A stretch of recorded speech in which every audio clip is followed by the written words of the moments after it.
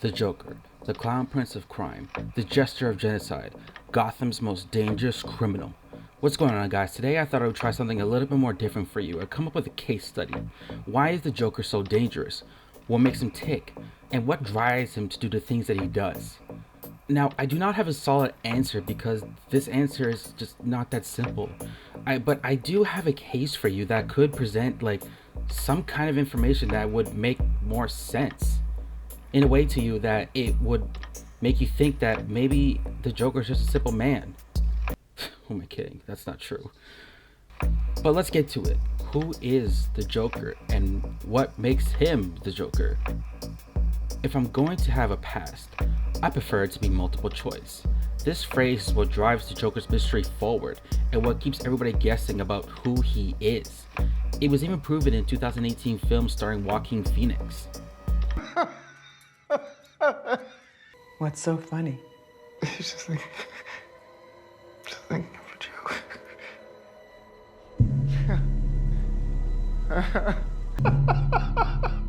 You want to tell it to me? That right there is what drove me to believe two things. One, that the Joker's true origin story was only in Arthur's head. And two, that he will never ever tell people his actual true origin story because it just gives away the psychological hold he holds on people. Let me explain. Throughout the 2018 movie, we see Arthur Fleck as a down on his luck, depressed middle-aged man with PBA. It's a condition that makes people have uncontrollable and inappropriate laughing fits. It's kind of uncomfortable, but it's a real thing and people experience it all the time. You may not see it, but it's true. It's a real disease and it's horrible. Throughout this whole story, we saw what drove him to become the Joker. However, there's one small thing I noticed that maybe this wasn't the case for a real origin story. And quite frankly, it was kind of obvious. It was Bruce Wayne. Throughout this whole movie, we're following through Arthur Fleck's eyes and never through anyone else's. Not his girlfriends, not his moms, not the cops, nothing. Except for one part. When Bruce's parents were murdered, Arthur was never anywhere near this alleyway when his parents were killed. But yet for some reason, Arthur still includes this in his backstory. Why? I think this is because this is the Joker where it's an old, withered man who has fought wars with Batman and is just simply having age catch up to him. He's in the psychiatry room and he's talking about maybe they can still fix him. Everyone knows that's not true. But what does this have to do with Bruce being in his backstory? Well, I have an answer for this and maybe you can all agree with me, but I would love to hear your thoughts about it. I believe that this is the Joker that knows Batman is Bruce Wayne. Why do I say this? Because of this line right here. It's just thinking of a joke. This is what drove me to believe that this Joker knows that Bruce Wayne is Batman because of another line like this. Behind all the sturm and batarangs, you're just a little boy in a play suit crying for mommy and daddy. It'd be funny if it weren't so pathetic. No, what the heck, I'll laugh anyway.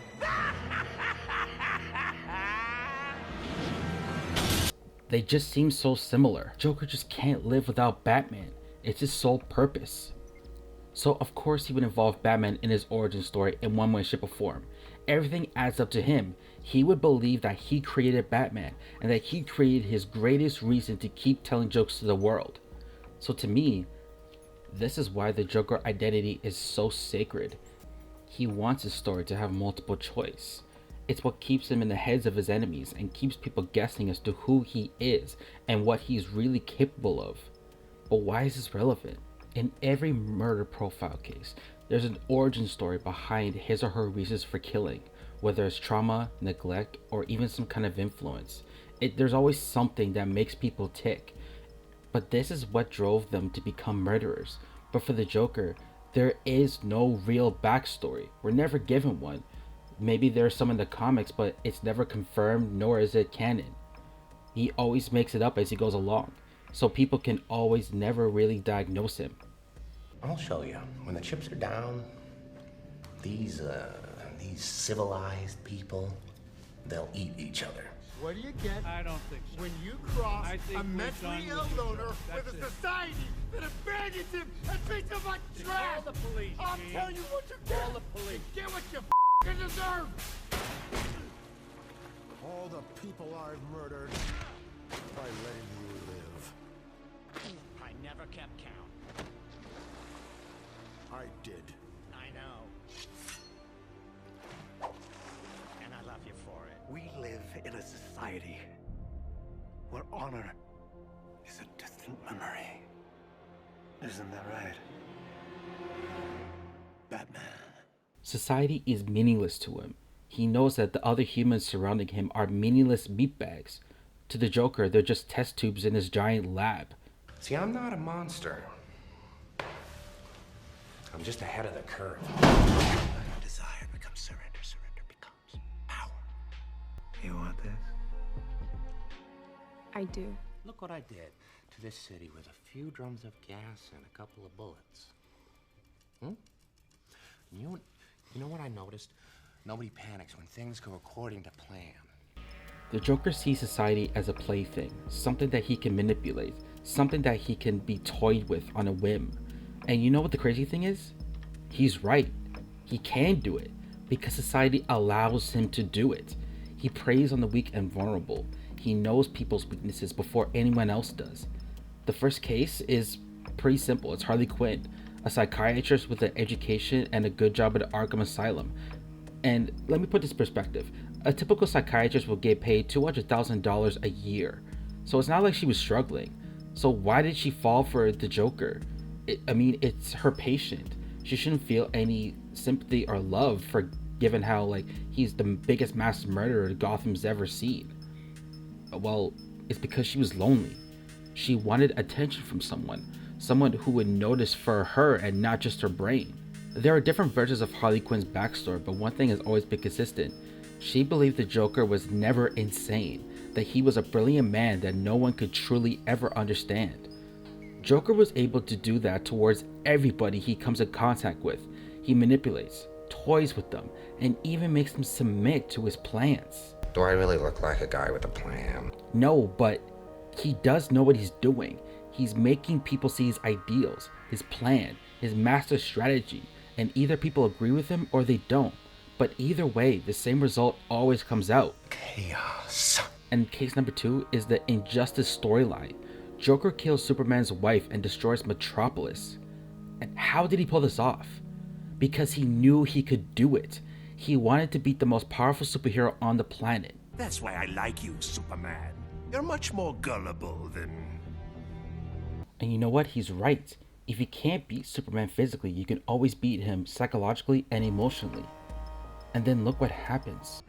Maybe you won't kill your next family.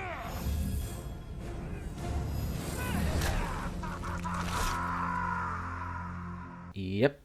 He makes Superman snap and become a tyrant. Superman's new mission is now eliminating all criminals to make the world pure. So even when the Joker dies, he still won. He made the best outcome come true in his eyes. Why? Because he affected Superman so much that the Joker becomes the sole reason as to why he's taking over the planet and fixing it to his own image. These inmates are irredeemable. They're thieves, rapists, murderers. Like the Joker. That's the problem with fighting for truth and justice. The battle never ends. However, there's one little thing I noticed while doing a study for this. It's one of the reasons why Joker is so infatuated with Batman. It's because Batman is kind of like him. Batman is one of the most dangerous and planned out people on the planet. Batman can create plans from A to Z on how to kill anyone from Wonder Woman to Darkseid. Joker knows that Batman is smart, and he knows that Batman will never kill because of his moral compass. So Joker pushes Batman more and more and more and more and more because he can get away with it. He may escape prison and maybe he'll kill a few more and he'll get caught by Batman, but what will Batman do? He'll beat him up, put him in a body cast, and then send him back to jail. But that's it. There's no real repercussions for what Joker does. So Joker is smart enough to keep killing and get away with it. Even when Joker tortures and almost murders his entire family, he still just doesn't get killed because Batman won't allow it. Batman will never allow someone else to kill the Joker because Batman wants him only locked up. He believes that if Joker gets killed out of revenge or hatred, the Joker will win. And it's true, if Batman crossed that line, he would be no better than the Joker. Why? because Batman and Joker are so similar that the only thing separating them is that the fact that Batman is considered a hero and that he won't kill.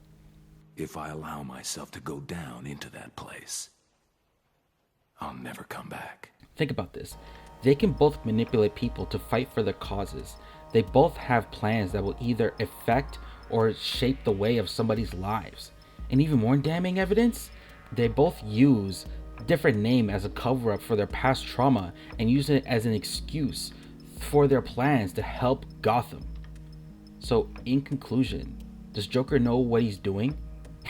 Hell yeah, he does. And he knows he'll always win in one way, shape, or form, whether through living or through death. This may be my finest work yet.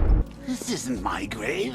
Oh, no, it's too small. It's all overgrown. Where's the head? Harley? You call this a wake? Where is everybody? Oh, forgot to send the invites, didn't you? Today marks the 1-year anniversary of the Joker's death. Sorry, who? You know what? It doesn't matter. Let's forget about him and move on. Yes, let's forget about him and move on. When I get out of here, I'll write my name in blood on every street corner. I'll carve it on every corpse. No one's forgetting me! Somewhere along these lines is harsh truth. The Joker's work has been so infamous and so legendary that it's hard to be forgotten. Now, the Joker's goal isn't to be famous for being the Joker. He wants to be remembered as someone who did something that got everybody's attention by whatever twisted means necessary. The Joker wants to go down in history as Batman's greatest rival, and the reason why Gotham fell into chaos. He wants to prove to the people that a hero doesn't work, that being a hero doesn't get anyone anywhere. Now, obviously the Joker has an ego that's branded on every kind of kill he does. But why? He doesn't have to. He could easily just be like Peg or Thomas Elliot, where the combined efforts of the police and Batman to figure out who really did this murder. The Joker wants attention. It all stems from his mystery origin story. The Joker was probably nobody who had nobody looking at him twice, and after he went mad, his life mission was to become Batman's biggest rival and become something even bigger. Somewhere along that mission, Joker found his identity and realized that becoming Batman's enemy wasn't enough. He wanted to become chaos, like fear incarnate. So what's the conclusion to all of this? I don't think the Joker is insane. More often than not, the Joker repeats his plans and it works. He makes everyone around either agree or disagree with his plans. And following that is always chaos, whether you agree or disagree. So it turns into something that no one ever sees coming, or it's something that people are so afraid of. They fear him just by the mere mention of his name. Therefore, giving him attention is what fuels Batman's desire to beat him, which then fuels the Joker's plans to prove that no matter what the Joker does, the Batman will never kill him. He even knows that Batman will never ruin the relationship that he has with the GCPD because it'll kill his image. If Batman starts killing, there's no difference from him and other criminals. He psychologically controls people by justifying their mental illness or their reasons for murder or homicide. As long as it benefits him, he constantly comes up with schemes that will make him infamous or that will make people remember his name and associate it with fear. So with all this said and done, what is the Joker? In my mind, he's a psychological genius.